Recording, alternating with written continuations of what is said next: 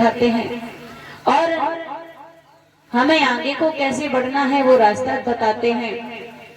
जब श्रावस्ती के सभी लोग भगवान बुद्ध के बताए हुए रास्ते पर चलने लगे, पाखंडवाद को छोड़ दिया, अंधविश्वास को छोड़ दिया, आज धीरे धीरे समय जो है बीतने लगा।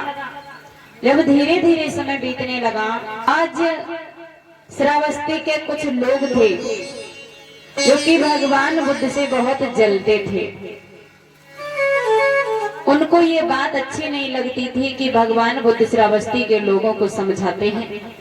वो ये विचार कर रहे थे कि कुछ ऐसा किया जाए जिससे भगवान बुद्ध श्रावस्ती के जेत वन से भाग जाएं। मेरे भैया, इधर जब धीरे धीरे समय बीता तो भगवान बुद्ध के विरोधी जो थे उनकी संख्या प्रतिदिन बढ़ती चली जा रही है। आज कहते हैं ना, विरोधी किसी एक जाति के नहीं होते हैं, किसी एक बिरादरी के नहीं होते हैं। कुछ लोग ऐसे थे जिनको ये बात अच्छी नहीं लगी कि भगवान बुद्ध श्रावस्ती के जेतवन में ठहरे हुए हैं। आज श्रावस्ती के जो भगवान बुद्ध के विरोधी थे उन्होंने सलाह मिलाई आपस में। क्या सलाह मिलाई, आइए ध्यान देते हैं। कि बदनाम बुद्ध यदि हो जाए तो सबका काम बन जाएगा, तो सबका काम बन जाएगा। भागेंगे बुद्ध श्रावस्ती से सबका काम बन जाएगा।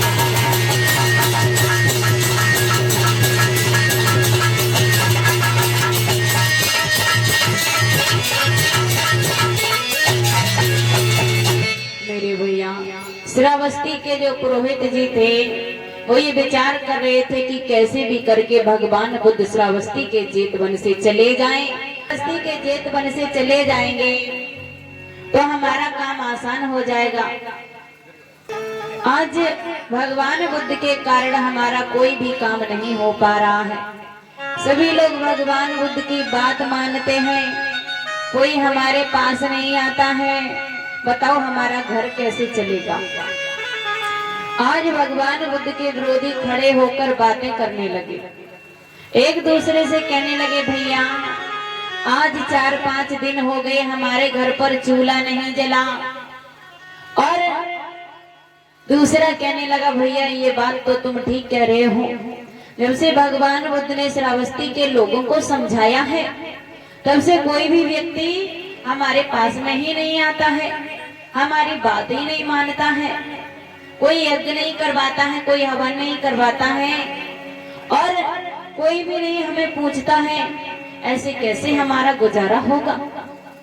आज मेरे भैया इधर वो विरोधी आपस में सलाह मिला रहे हैं, भैया कुछ ऐसा करो जिससे भगवान बुद्ध श्रावस्ती के जेतवन से चले जाएं। कहने लगे क्या करें, हमें तो कुछ समझ में नहीं आ रहा है।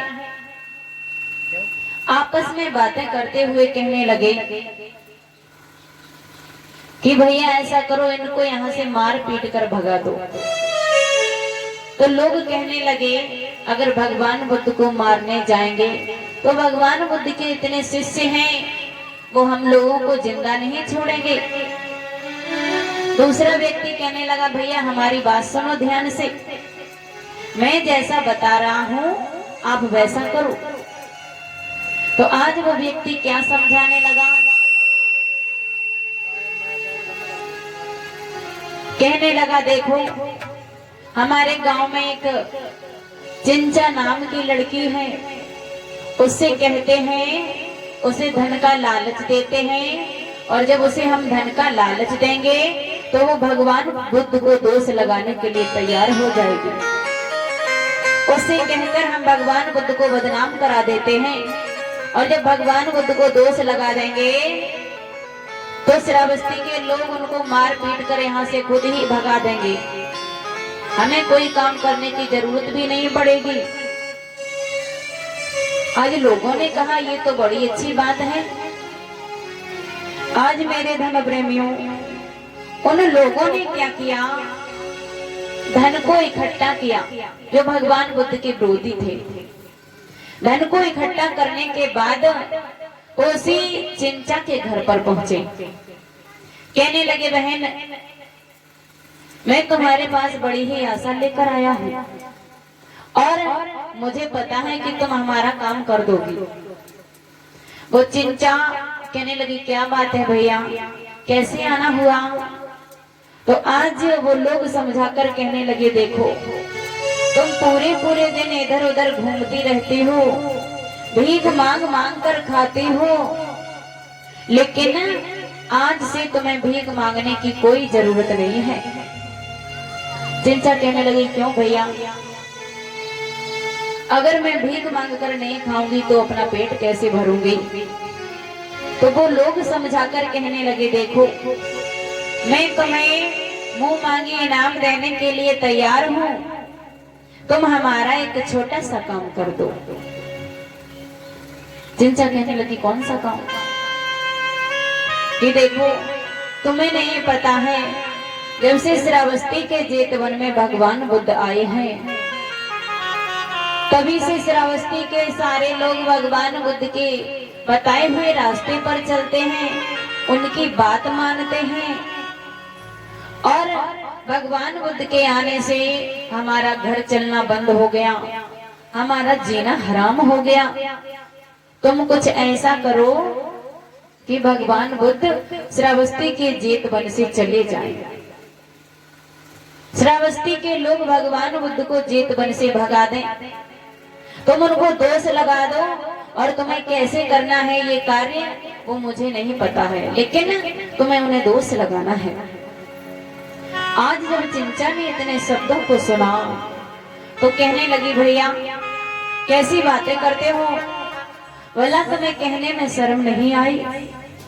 भगवान बुद्ध जिन्होंने आज दिन तक कभी भी किसी का बुरा नहीं चाहा, कभी भी किसी का बुरा नहीं किया, मैं ऐसे करवा के सागर भगवान बुद्ध को दोष लगाने के बारे में सोच भी नहीं सकती हूँ।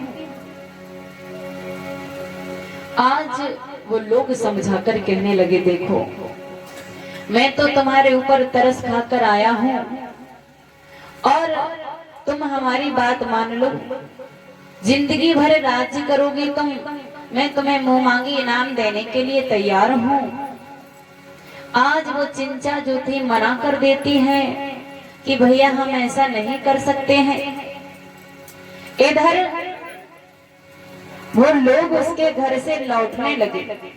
जब वो लोग उसके घर से लौटने लगे तो उस चिंचा ने विचार किया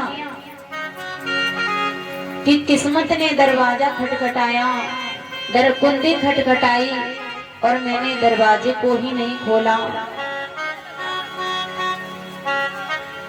आज एकदम से कहने लगी, भैया ठहर जाओ, हमारी बात सुनो। और कहने लगी, ठीक है भैया, तुम जैसा बता रहे हो हम वैसा ही कार्य करेंगे।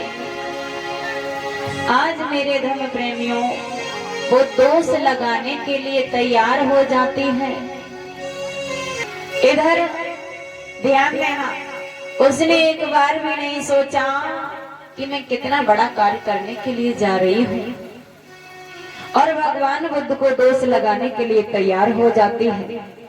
आज उन लोगों ने धन इकट्ठा किया, धन इकट्ठा करने के बाद उस चिंचा को दिया। उस धन से उसने अच्छे अच्छे गहने खरीदे, कपड़े खरीदे और अपना सुंदर सा रूप बनाया, और सज धज कर आज शीशे के सामने जाती है। कहने लगी, अरे वाह मैं कितनी सुंदर लग रही हूँ, मुझे तो पता ही नहीं था कि मैं इतनी सुंदर हूँ। आज मेरे भैया इधर जब उसने अपना रूप बनाया,